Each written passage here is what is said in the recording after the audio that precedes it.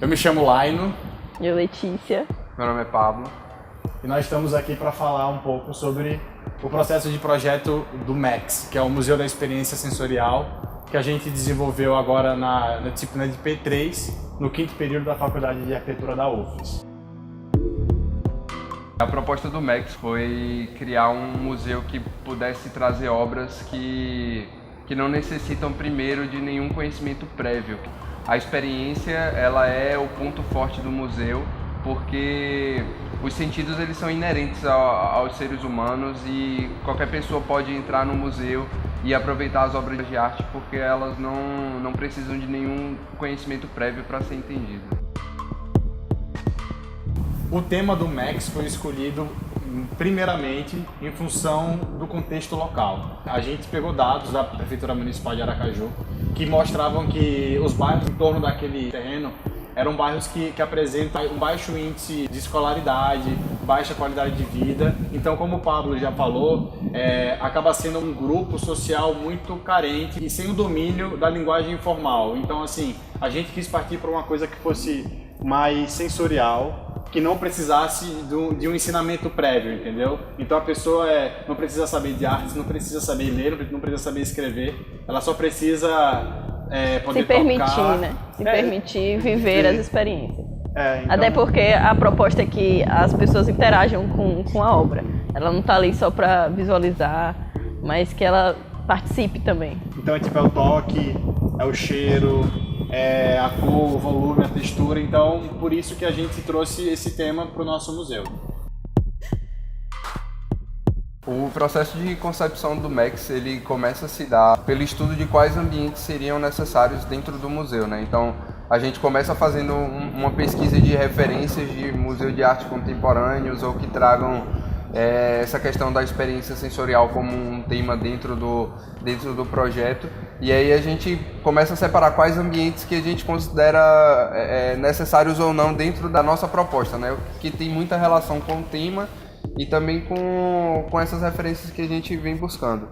E aí depois que a gente meio que fecha isso, a gente começa a imaginar uma questão de fluxo, né? O que é que a gente quer próximo do outro, o que é que a gente não quer próximo do outro. O que pode, o que não pode, o que precisa. Por necessidades funcionais, de serviço, de fluxo de visitante, enfim, todas essas questões. Depois que a gente pega toda essa parte de pré-dimensionamento, né? A gente vai implantar toda essa setorização dentro do terreno, visando todas as condicionantes ambientais e de conforto do que estaria voltado para leste, para oeste e como a gente iria resolver toda essa parte. A doca foi o elemento que determinou onde é que o edifício estaria alocado, onde é que aquele elemento doca estaria alocado. E como a gente queria um corpo único, acabou que toda a edificação ela se prolonga daquilo ali, né? Então a gente pegou a parte que tinha o relevo mais baixo, a topografia mais baixa, que coincidentemente ficava numa avenida de menor fluxo, que já facilitou. E aí a gente locou a doca ali e aí a edificação ela acaba surgindo disso, né? Uma grande preocupação nossa nesse projeto foi separar os fluxos, o que era fluxo de serviço e de manutenção do prédio, com o que era fluxo de visitantes. Então, assim, a partir dessa lógica, a gente fixou a doca, como o Pablo falou, e criamos um eixo de serviço a partir dessa doca. Então, quando a gente pegou a planta, ou quando a gente foi desenvolvendo a planta, estava muito claro o que era serviço, o que era acesso restrito e o que era acesso público, como o foyer, como corredores, como o banheiro público e assim vai. A ideia é que eles funcionem simultaneamente, ou seja, todo o acesso de carga e descarga, ou circulação de serviço, ela pode funcionar enquanto o museu estivesse aberto, né, funcionando.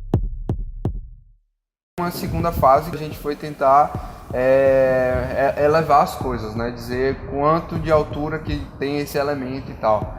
Daí a gente começa pelas galerias, eu acho, porque a gente queria criar duas galerias tipo, uma tamanho médio, outra tamanho grande. Então a tamanho médio ela tinha um pé direito de 5 metros e a tamanho grande de 8. Então isso já foi um problema meio pra gente, assim, porque imaginar uma edificação, exato, que tem pés direitos tão diferentes, ou seja, são 3 metros atrás a mais, isso já cria um outro pavimento, né? E aí a gente foi tentando imaginar como é que essas coisas estariam em elevação, ainda assim pensando nos caixotes, naquela malha ortogonal dos ambientes que a gente tinha criado de início. Uma vez que a gente viu como é que ficaria aquela planta elevada, estrudada, a gente percebeu que o prédio não estava assim de acordo com a nossa proposta de ser sensorial, de ser um marco. E foi nesse momento que a gente se viu então assim obrigado a encerrar a planta e pensar como é que viria essa casca por fora, que sempre foi uma ideia nossa, né, trabalhar com uma casca. Desde o início da disciplina, a gente pegou uma referência e queria implementar a casca, uma segunda pele, como um elemento estético e funcional assim, do edifício. A ideia da segunda pele ela surge dessa referência que é o Museu de Aspen do arquiteto Shigeru Ban. E a nossa ideia, diferente da referência que segue um pouco a mesma lógica do prédio, né? A casca ela tem uma identidade junto com o prédio. A nossa proposta era criar um elemento estético que não tivesse nada a ver com toda aquela questão funcional dentro do prédio, né? E o prédio ortogonal foi uma coisa que a gente manteve. Isso facilitou muito a concepção estrutural do projeto. Então a gente usou estrutura metálica e conseguiu definir muito bem os eixos estruturais e manter isso até o final do projeto, porque a casca ela estava realmente isolada dessa concepção estrutural que foi facilitada no começo, né?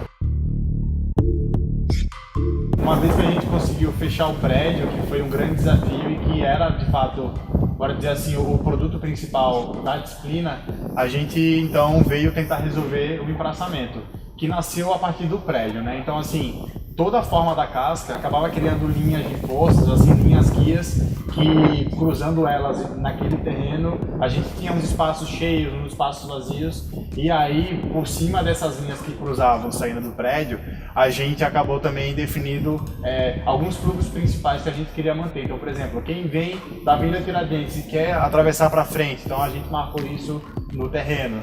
E daí, então, a gente foi, enfim, vendo formas que dialogassem com o prédio, com a casca do prédio, que é completamente fractal, disforme. E que é a identidade do projeto. E que é a identidade do projeto. Traduzir isso no empraçamento, né? O empraçamento, uma coisa que a gente tinha em mente e que a gente conseguiu resolver foi não planificar o terreno inteiro, já que esse era um dos problemas, né, do lote. Ele é todo irregular, tem uma topografia disforme. E a gente conseguiu manter através de rampas, né, em todo o empraçamento para você conseguir chegar, e a criação de uma praça central onde está localizado o café, e lá seria um ponto chave do projeto, que de lá sairiam todos os caminhos. A rampa também é um elemento muito forte do nosso museu, né? A entrada é pela rampa, porque o foyer está no subsolo e a entrada é bem convidativa assim, para você ir ter essa experiência numa rampa. A gente definiu que a gente queria uma entrada pelo subsolo, fez isso através de uma rampa enorme, porque ele tinha que ser acessível. E é interessante falar isso, que é um percurso obrigatório, porque acho que lembra pra gente um pouco o lance do moderno, né? Acho que Niemeyer usava muito isso, porque você tem um percurso que é obrigatório, você pode gostar ou não dele, você pode achar que ele é muito distante ou não, mas ele é o percurso do prédio, ele faz você entender o prédio, você tem que passar por ali para entrar na edificação. Então acho que foi algo que acabou a gente não tinha toda essa concepção desde o início, mas acabou gerando, né? Gera um passeio, né? Exato. E que gera várias perspectivas da edificação, perspectivas diferentes. E foi a nossa intenção, assim, depois lá no meio do projeto, no final.